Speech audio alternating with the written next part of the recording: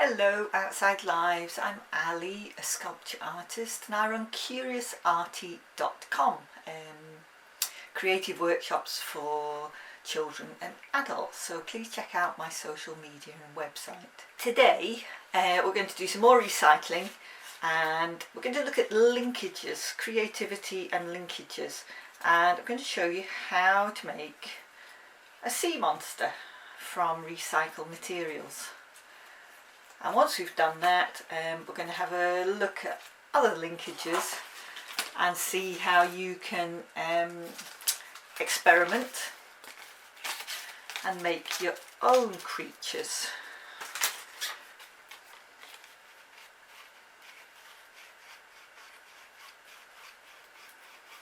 So I'm going to tell you what you need to make your sea monster today. So to make our sea monster, we're first going to need, we're going to make a basic grid of linkages. It's like one of those grab arms. So in order to do that, we need cereal packets. Okay, if you don't have cereal, somebody you know will. So find some cereal packets, or you could use packaging from online shopping. You probably don't want something too thick. Just in order for if you're doing this with children, to be able to, that they're able to cut it. So we're going to need some cereal packets, and we also need some paper fasteners, split pins. They are called, and mine are 15mm long, and some glue, scissors, maybe a single hole punch if you've got one, or a little brad. It's actually really useful, or just a long screw which you can put some tape around to use as a little hole maker. And I've got some scrap corrugated cardboard which I'm just going to use to help make the holes. And also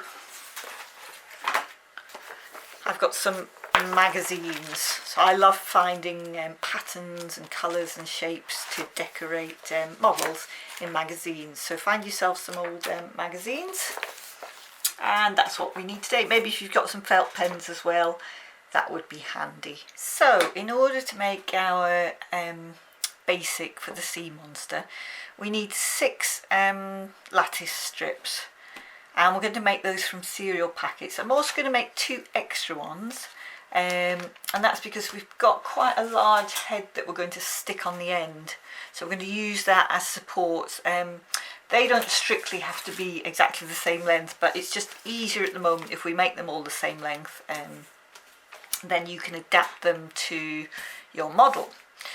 So because we're using recycled materials, they're not perfect, except they're really good for the environment, so we have to adapt them a little bit. Now cereal packets is not that thick card.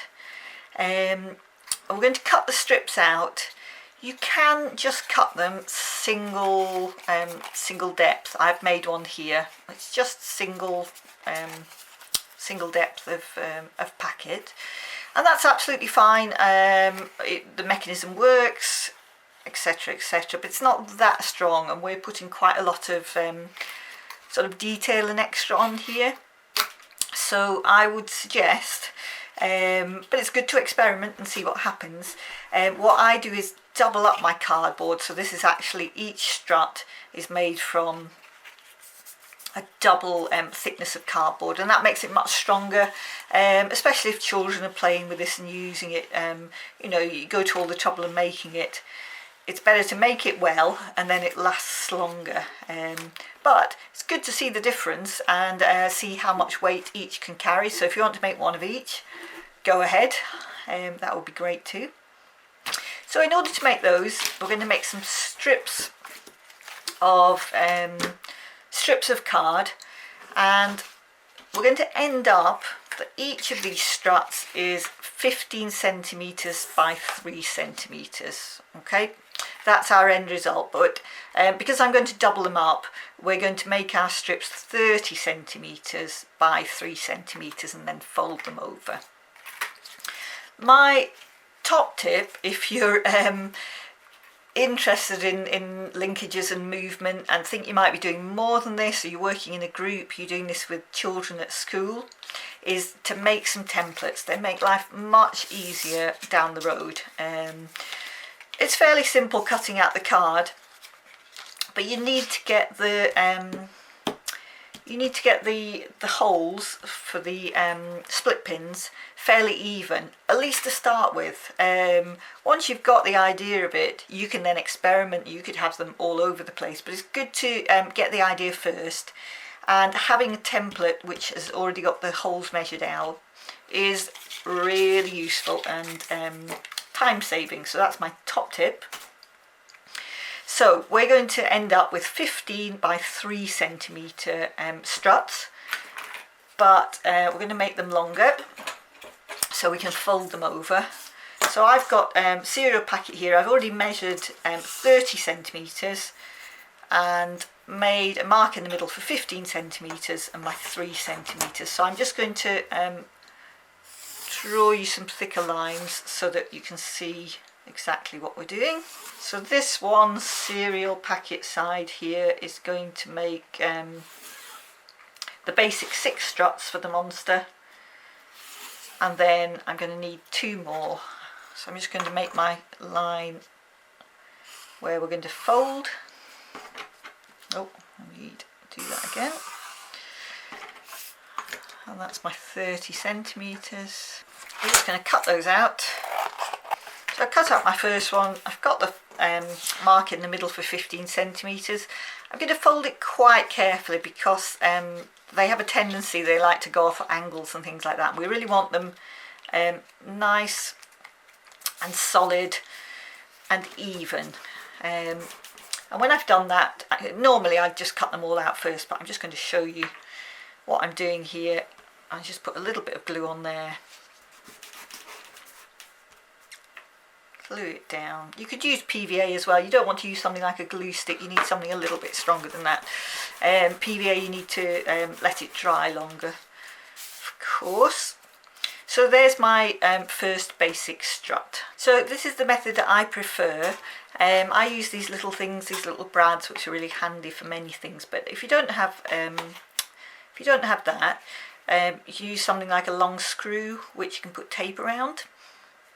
And I'm just putting some corrugated cardboard underneath, and I just make my little holes with that. And then I find that they're not too big, big enough for the split pins, but it doesn't make the joint loose.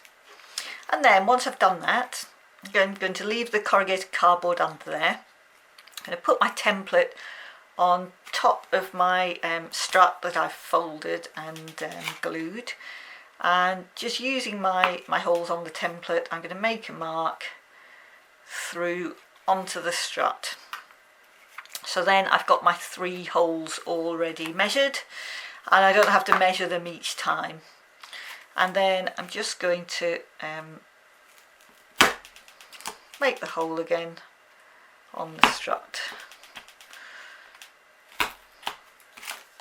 And I'm just going to enlarge it a little bit, but not too much. And I find that's a really good size for the brads. But you know, experiment with what you've got at home. Experiment with different sizes of holes. But I've just found this method works really well. So I've now put marks on all of my 6 struts. I don't need marks on the 2 extra ones. They're just our support struts. So I'm just going to leave those for a minute, just to let them dry a little bit before I put holes in them. And this might be the time to go and have a look for the patterns that you're going to use to decorate your sea monster. So you could use paint. I really like, because we're doing recycled models, I really like looking through magazines and finding different patterns. Maybe you want, because it's a sea creature, you want a nice sort of blue colour. I've got a lovely pattern there. I found some more blue there in a different magazine, but I also like doing completely different. So I've got found some really interesting colours and patterns on that one and in that page there. So I think I'm going to use those for my sea monsters. So go and have a look. find what shapes and colours you would like on your sea monster. And then, so I'm going to put holes in all my struts now.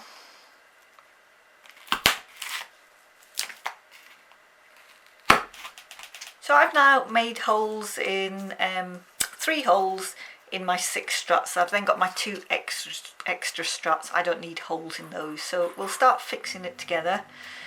So I'm going to make a cross with the first one. And then we'll add on the next one.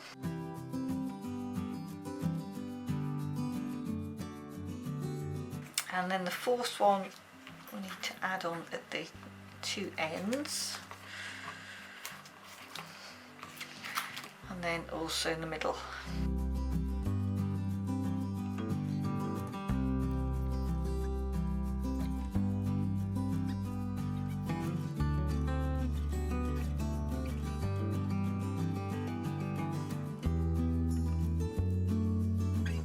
So there, we have got our basic linkage mechanism. That works pretty well, all the joints work. So we can start adding our bits and pieces to make our sea creature, our sea monster. So we're going to make our head for our sea monster. Here's one that I already have made. This one's got a very large head. And if you're going to make a head this big, this is where our additional struts come in. I've actually got on the back of this a really long strut and an extra bit of card there, because it's quite a lot of weight for our mechanism to take. It's good to experiment, see how big you can make it, or how much weight it can take, but that's just my top tip. You might need some extra struts. So if you're going to make a really big head, you might want to put these on the back of your head, and you're going to add them onto the end of your basic mechanism. What I've done here, so if you want to have a look, there's loads of images online of sea creatures of the deep oceans, and there's some great, very strange creatures. I'm going to base this one, not exactly, but sort of a little bit, on the anglerfish of the deep. So my head isn't quite as big on this one, and what I've done also, I've got my cereal packet, and I have I've made it double thickness, so it's actually quite strong. This one, I think I'm going to be alright. I'm not going to need the extra struts, but if you're wanting to make a bigger head like this one here, I would suggest that's when these could come in really handy to help stabilise your head at the back there. So we were talking earlier about finding out interesting patterns and shapes on the magazines. I've got some designs from this magazine here that I really like, so I'm just going to draw around that, and that's going to be the basis of my anglerfish sea monster. This one's got an interesting variety of patterns over here, so I'm just going to do that then. Glued my 2 different patterns on top of my head there. I've also cut out a bit more extra of the patterns, so I'm going to tie in the 2 because they're quite contrasting patterns, and I'm going to use this light hair here as the basis for an eye. So, you know, experiment with the patterns. Obviously you can do something quite different and, you know, spend a lot more time doing it, but I'm just going to stick that together now so that we've got a little light. And, you know, these pieces don't all fit. I can trim them all afterwards. I'm sort of more interested in the way the different shapes go together at the minute.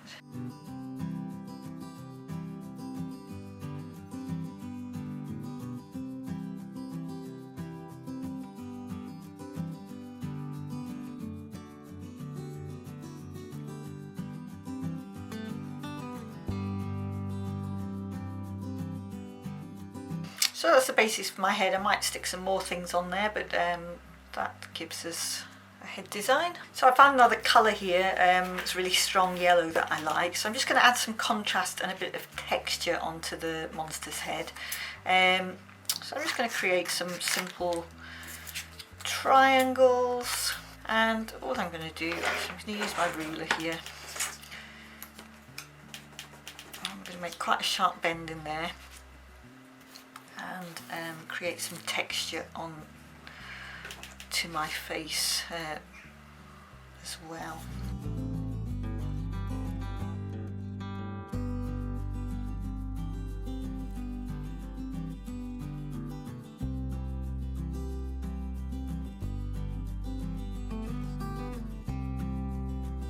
Now obviously I'm doing this pretty quickly here.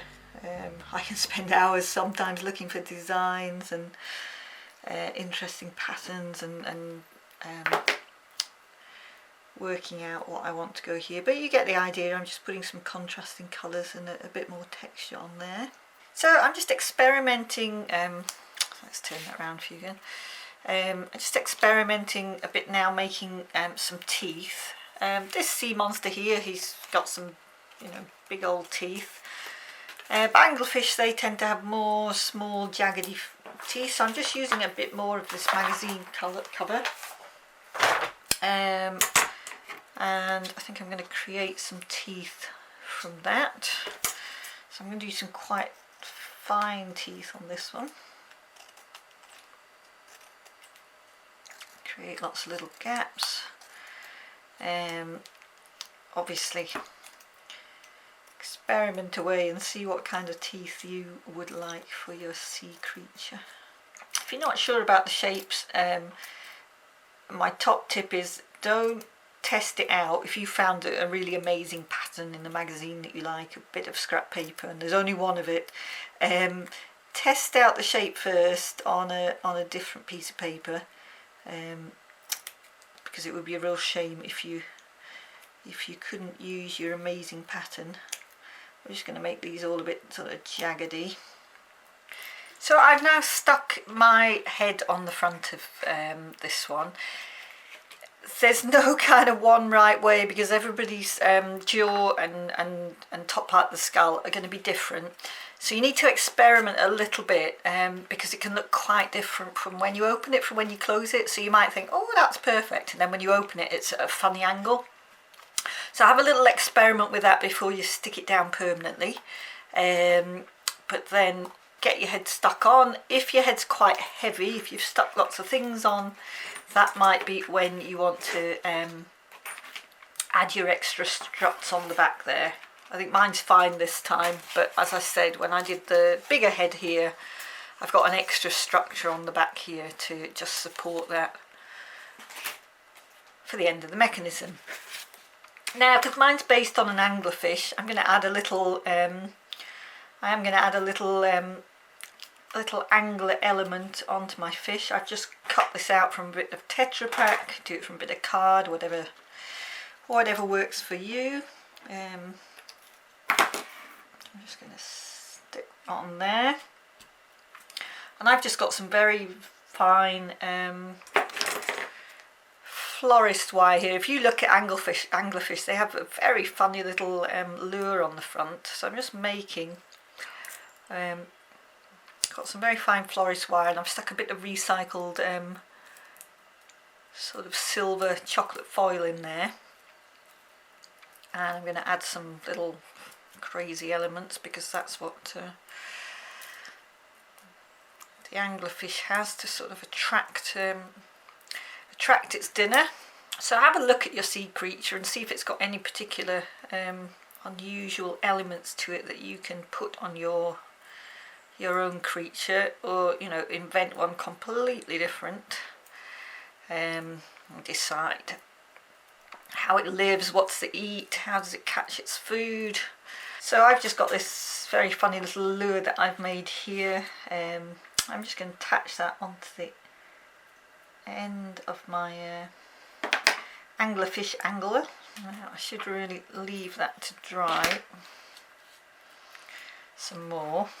So I've got my lure attached. and I'm just going to add a couple of fins. Don't have any more of this pattern, which I might have used, but actually then I quite like that restriction and you've got to find something else. So I really like this page here that I found in a magazine. So I'm just going to do a bit of fan folding on that. Again, I'm not going to worry too much about it right now. Just going to make a bit of a form and shape. So if I do a little bit of cutting around here.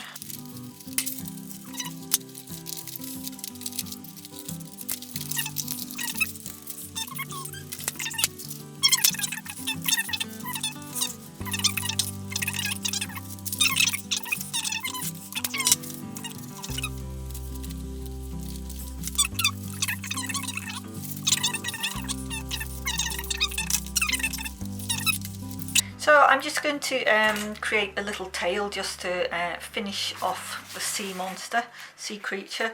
So I've got a bit left of the yellow colour that I had before, so I think I'm going to match that in, and I've just cut out a shape. I'm going to put a hole in there, and I've got purple which I quite like, goes with the other colours.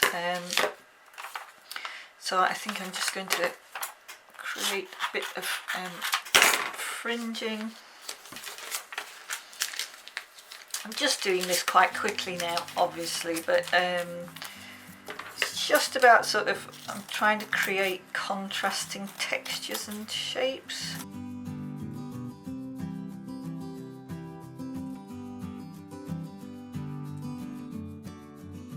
The great thing about this is,